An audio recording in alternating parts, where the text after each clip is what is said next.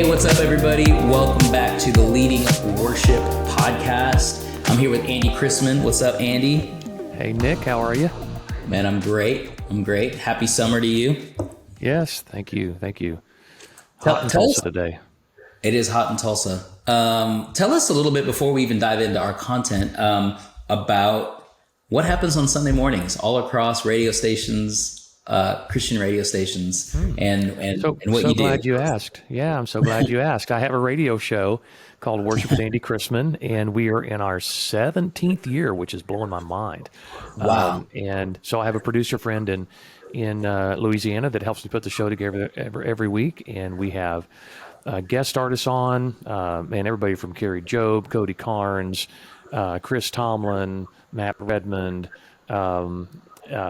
David Leonard, and songwriters and artists from all over the world that are guests on the show. And then I play 2 hours of modern worship. So we're on 430 stations around the world, probably about 5 million listeners per weekend. So if you want to know more about it, if you check out to see if there's a station close to you that you can pick up on Saturday nights or Sunday mornings.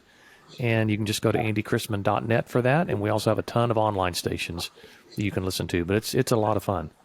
Yeah, if you're listening to this and you ever turn on Christian radio on a Sunday morning, because it's happened to me before, where I'll just be driving into church and I'll be like, "Oh, it's Andy," and because there'll be worship music playing, and I'll be like, "Yeah, I love this song." It's kind of weird that they're playing this song because it's typically not on regular radio rotation. Mm-hmm.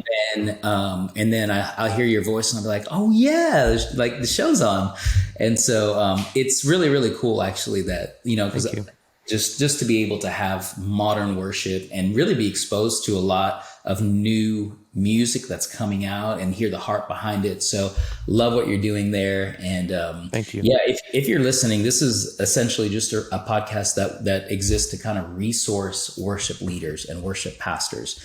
We want to help resource and equip you to get better and to have conversations and just to be thinking about your leadership, how you can lead your people and teams better, how you can be leading into the future. And also, like, we lead not just for the moment, but we lead the movement of the local church. The local church is always advancing. It's always moving. And we have to be aware as worship leaders and pastors that we're taking ground every Sunday in the spirit realm, not just in the spirit realm, but we're leading people along with us. And it's just an honor and a privilege to be able to hopefully encourage worship pastors wherever you are. And today's topic is, how well do you know your team? Really good question. How well do you know? Yeah. So I will tell you this, man. I came into the worship world from Christian music. I was in Christian music for over 20 years and felt like God pulling me into the church, which was my original calling as a worship leader. And the first thing I had to learn to do was build teams. You can't just, you're going to go into a church, you've got to build a team around you. You've got to build a team of musicians and vocalists. And that can be the first, the real hurdle that you face as a worship pastor is I've got to have people around me to help me do what I do. So, you have two options. You can build community, or you can pay a bunch of people to come in and surround you. Wow. And, those are both difficult roads to travel, and both have their ups and downs. But, what I learned over 17 years, no, more than that, in two different churches over 20 years of being a worship pastor, was that we accomplish more and we grow the church in a healthier way when we build teams with relational equity and we start to build community and culture rather than just trying to put on a really great sounding weekend every week. Yeah, no, that's 100% true. And I've also found the same to be true because singing and playing and executing, if you're being good at it, is one thing, but it's way different, right, than building a team. Mm-hmm. It's way different than it's a different energy. Like we could sit here and create set lists all day and transition talk about all of that on our own. That's the easy part. That's actually the easy part. Yeah. That's the easy part. Yeah. We can do that, but it is a lot harder and messier to do the hard work of getting to know your team. So when we say getting to know your team, who they are, but not just who they are. So you obviously want to be able to know who they are, what they do, what their current life situation is, but even beyond that, like what battles are they facing? Yeah. And thinking through, man, how can I pray for them?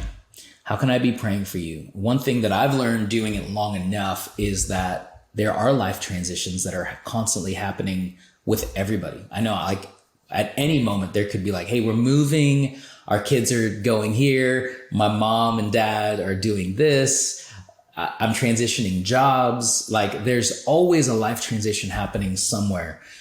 There's always something that needs prayer. And if you're going to lead in ministry, you got to know how to pray for people. You got to know how to find out what it is that is burdening your team. What does your team have a burden? It's really hard, I find, to burden your team to champion a vision when you don't know what burdens them. So I want them to carry the vision of the church. Before I put that vision on and place that vision in front of them, should I not understand what it is that they're currently carrying before I add a new vision onto their plate? It's almost like you got to feed people before they can even hear your message or hear anything else. So it's Jesus modeled this for us. Yeah. But how do we, tell me a little bit about just get super practical. Like you have a new person come onto your team. Like, what does that first kind of interaction look like? Or how do you develop that relationship? Yeah. So, one thing that I've always tried to do is before I let any person on the team, obviously you're going to check out their skill set, right? You're bringing a person on the team that can either sing or play an instrument. I mean, that's bottom line. But you're also bringing in a personality and an individual that has a life of their own and is coming to church because this is part of their life. It's part of their spiritual journey. And they're literally joining your family. You have to look at your worship team as a family. And I don't, Nick, you don't have any kids that have gotten married yet, but I've had to welcome in, I've had the privilege of welcoming in a son-in-law and a daughter-in-law. And I love them dearly, but it's also a little bit of a transition because this is a completely different personality coming into our family. So I'm going to be looking for, personality traits and how they work with others and maybe what some of the things that they're going through. I want to know their story. And if I'm going to invite somebody in my family, I want to know who they are and what they're going through. I want to know what their journey has been. I want to know what their testimony is. I want to know what they want to get out of this. So when I first came to church on the move 17 years ago, I inherited about 100 musicians and singers that were on the roster at the time. And I had to lead them. As their worship pastor, I had to lead them. And I didn't know any of them. Like, it was kind of crazy. I'm sure others that are listening to this podcast have been through that situation. And it began to get, those first few weekends were good, but they were also tough because the communication was difficult. So what I decided to do over the next 3 or 4 months was have an individual meeting with every person on that team. And it did take me 3 to 4 months to sit down for 30 minutes, 45 minutes with every person on my team and just get to know them, and you know what? It helped me to understand where everybody was from, where they were going, what they wanted to get out of worship, what it meant for them to play their instrument at our church or sing at our church, to getting to know their families and their rhythms of life. And then I was able to lead them a lot better. Instead of just giving them charts and saying, I'll see you, we'll high five at the end of the service. It was, I understand what people were going through when they picked up a microphone or picked up their instrument. So that was the first step, was just getting to know the people. And a lot of worship pastors that I work with, you'd be surprised how many people don't really know the people that serve with them. Yeah. They don't know their rhythms of life. They don't know what they're going through. They don't know what what's going on in their families. And I would just say, man, before you do anything else, push pause on building Right. your team and just get to know the people that you have. And that takes you to a deeper place when you get on stage together. You can make great music. That's the easy Yeah. part. The hard part is everybody being on the same page, being for everybody knowing what the next person next to them is going through, and then that's really what a family becomes. I love it. I love that relational approach.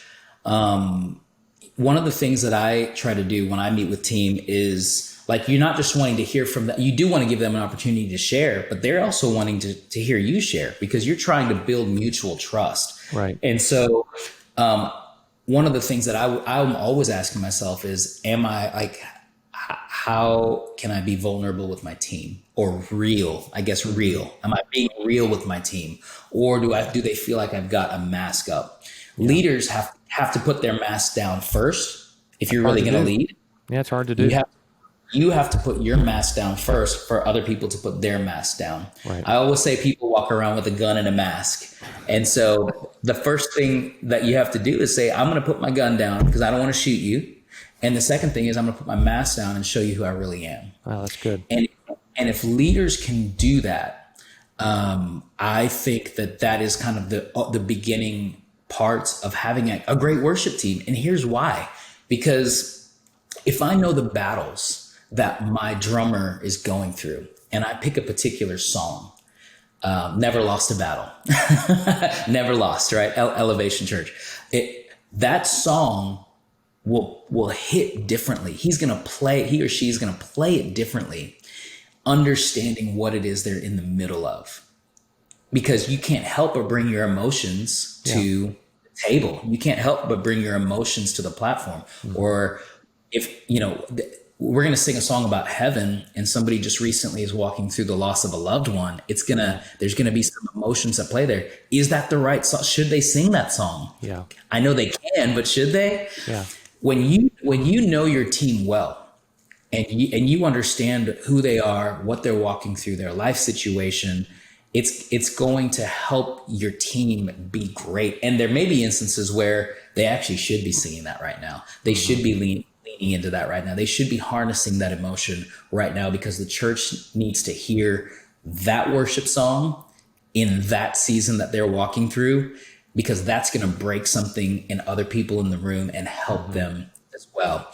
And it's your job as a leader to understand that and to walk through that. Yeah. I think you and I would agree, and everybody listening would agree, that a really good drummer is rare and very valuable. A great bass player is rare and valuable. A great guitar player is rare and valuable. A great soloist is rare and valuable. And we can tend to lean on those people a lot and say, you got to be here every week, and push them to be here and to give up commitments that they might have had other places.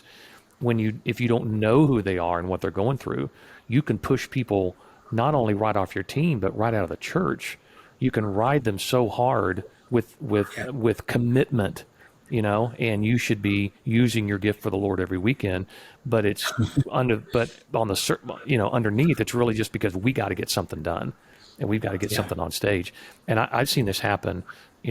I've made this mistake several times where I've been insensitive to someone's life position, and they're going through things at home, and they've got a spouse going, you can't play every weekend, but they need me.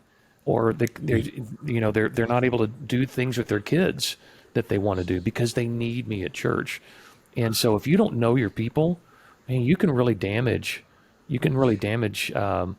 that relationship, and even their relationship with the church, because you're their connection to the church many times. So understanding their family situation, their dynamic, how much time they have to give, what their stress level is, man, we got to be so careful that we value our relationship with our musicians over what kind of skill they bring to the table. And like, being real about capacity is a real thing. Because there's some people be like, I love worship, schedule me as much as you want. Yes. They don't really mean that. No, you have to protect them from themselves. I tell people all the time, I'm like, look, this is on you and me, 50% on me, 50% on you, that I'm going to schedule you, but it's your It's your burden to say yes or no. And Right. don't say yes if you can't say yes and feel good about it. Also, I'm Right. going to try and look at my schedule and see how many times I've scheduled you, and and and maybe even force you to take a break, to say no. Right. You need to just relax. Don't serve the next 2 weekends. We'll find somebody else. So that's on me, but it's Yeah. also on you to click Right. no on that planning center invitation, right? To say no, I'm not available. I can't do it, and stand firm with that. So that's something that we really have to have some synergy with our teams with. Yeah. Understanding like capability is one thing, capacity is another. Yeah, Capacity is another. You can be so capable, but only have capacity to be like, man, I can only do once a month. And a lot of it has to do with season of life stuff. And you only know those things if you're in relationship and that's right. communication. I know you've probably dealt and worked with a lot of young moms. I know we do Hmm. too. So like young moms on a worship team, they have a baby and then it's like, all right, 2 or 3 months, I think I'm ready to start serving again. And you just kind of like, okay, let's try it and see what it's like, if it's possible. And I love it. I love having that conversation, but it's different every time. Yeah, it is. And different, the capacity is different. It also depends on, is it your first child or second or third or fourth or, like what else is happening in your life Yeah, and kind of understanding. Here's what I do know though, coming back to lead, just us being leaders and connecting with them. People are going to connect more with your battle scars than they will your trophy case. They're going to connect more with you when you're able to lead from a place of, and I'm not about gossip. I'm not talking about gossip. I'm just saying if you're able to say and be real with them, like these are my struggles, these are the things. Like I'll be vulnerable for just a moment and say what you were talking about. I did ministry bivocational for 4 years. So I had a full-time job and then I would put on a worship cape and go, run practices and rehearsals. And we had like 5 services a week, there's midweek and youth and Saturday night, and Sunday morning. It was just a lot going on. yeah, And during that season, I had 2 people on our team actually walk through divorce. And, I'm not Jesus. So I know that I probably couldn't have prevented it, but I do know that I could have been more present and in walking those team members through that and being there and maybe minister. I just didn't have the capacity as a leader to minister to them through yeah, that season. And also just ask the hard questions yeah. like what could we have done? And they were serving through that whole time, and so it really shaped my leadership, if I'm being honest, Yeah. Listen, about it's a like, burden. It's a burden, man. It is. You have to accept that burden of shepherding people and not just musicians and music. And that's a difficult task to take on. And if you're not up for that, you may not be up for being a worship pastor. You may be a worship leader, but are you a worship pastor? Do you yeah, love these people more than the gift that they're bringing you? And yeah, I've walked through that too, man. Just like, what more could I have done? Could I have had more conversations with people? Could I have spotted something quicker? And the fact right, is, man, we get in that machine of every weekend. Man, that weekend comes around with shocking regularity, and we just get buried sometimes. yeah, That or the pressure gets put on us for big events, you've just got to find, as a worship pastor, you've got to find out how you're going to love people more than getting them scheduled for the weekend. And that way, I wow, mean, you can walk with people and help people before tragedy happens. yeah. Man, that's so good. To me, worship leading is something that is like from the platform moving out. Yeah, Worship pastoring is who's around me, who's on my team, who's in the army, who are we linked arms with, and who are we moving forward with. yeah, And what my heart, my desire, I think yours too, is, man, can we transition people from just being great worship leaders, which there's nothing wrong with, but also to think about, man, how can we get in and be doing relationship more? Because the reality is, I want everybody on my team to love Jesus more and to love the church more every year. That's my goal, yeah, is help them follow Jesus better. right. The goal isn't how many services we played. The goal isn't Did we write and record an album this year? The goal isn't how many conferences did we do. The goal is, at the end of the year, can I say that I am more in love with Jesus, more in love with the local church, more in love with doing the community the way that we are, and that we are getting better at following Jesus. Yeah. And if you can move your people from the mindset of the sweet transitions and the awesome solos and the cool lights to, man, we're all about growing in community. I want to know what my team is walking through. I want to, because if I know what they're walking through, it can actually help me craft a worship experience that I believe is going to benefit and bless and exhort and encourage the church. And yeah. Yeah. So let's think about the end game here, right? Do you want to stand before God and hear him say, "Cool music, bro. Yeah, you guys put on some great services," or do you want to hear him say, "Hey, thanks for shepherding the people that I put under you. Thanks for bringing more people closer to Jesus"? What do you want to hear? I mean, I know, I do want to hear God say, "Hey, you did well with your gift," but the reward will be, how many people did you bring along with you? Yeah, that is so good. As we kind of wrap up on this one, I want to just kind of maybe give three tips on my end, and then I'll throw it over to you, Andy, to close us out, of just maybe some things to think about in your leadership. Number one, check on your prayer routine. And what I mean by that is not your personal prayer routine. When do you pray with your team? What does that prayer look like and feel like? Is it a bless the food kind of prayer? Or is it like deeper than that? So prayer is the first. The secondly is check your conversations. Like how are you connecting with your team outside of the transactional? Hey, we're changing the key of the song. How are you connecting beyond whatever it is that happens on Sunday? Do you know what's happening there? So prayer, connection, and then the last thing I'll mention is check your inspiration. In other words, how are you inspiring your team?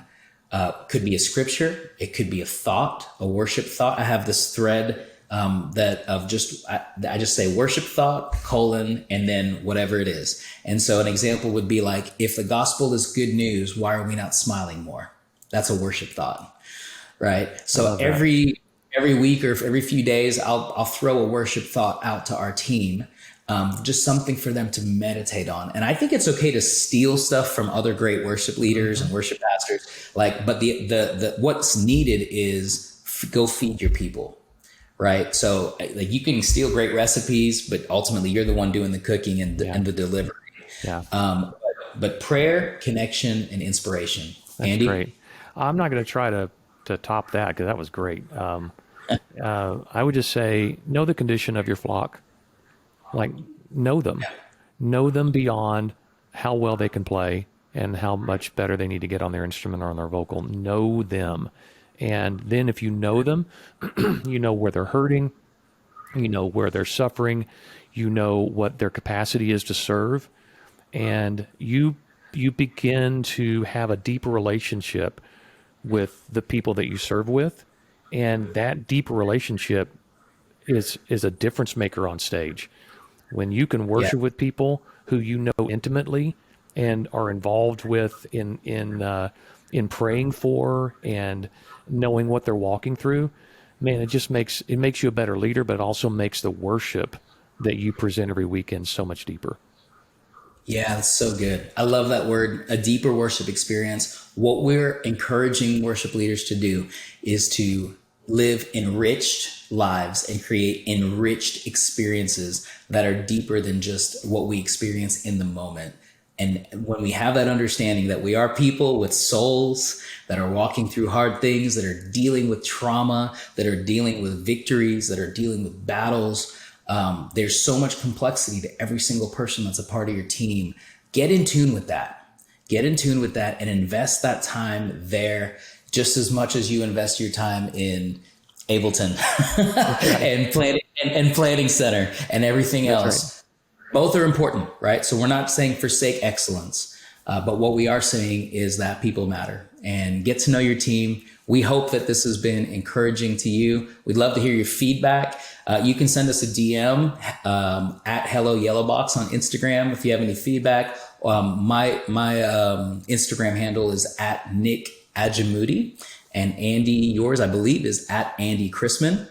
Yep. So you can send us messages, questions. If you have any, we'd love to hear and help you walk through getting better as a worship leader, worship pastors. Thank you again for listening. We'll talk soon.